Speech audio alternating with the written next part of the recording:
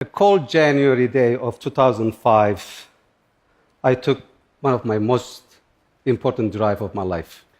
I was on this road in upstate New York trying to find this old factory. And the day before, I received a flyer in the mail and said, fully equipped yogurt plant for sale. The factory was so old, the owners thought it was worthless. As I entered, all I could see were the people. There were 55 of them. Their only job was to break the plant apart and close it forever. What hit me the hardest at that time, this wasn't just an old factory. This was a time machine. This is where people built lives. But now it was closing. And the company wasn't just giving up on yogurt, it was giving up on them, as if they were not good enough. I was so angry that the CEO, far away, in a tower or somewhere, looking at the spreadsheets and closing the factory. Spreadsheets are lazy. They don't tell you about people, they don't tell you about communities. But unfortunately, this is how too many business decisions are made today. By August 2005, I had the keys for this factory.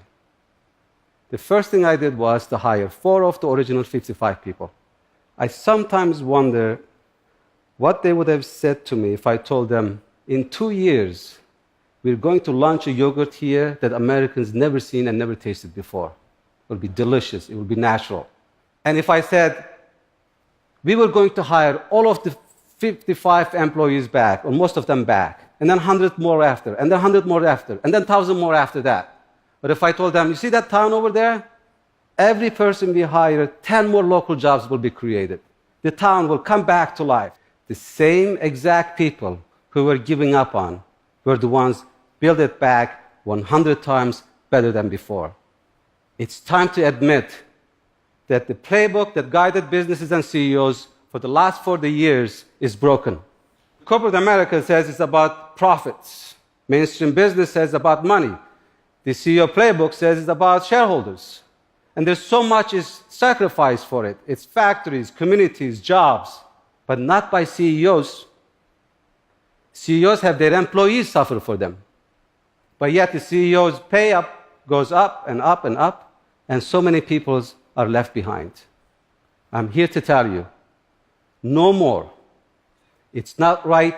It's never been right.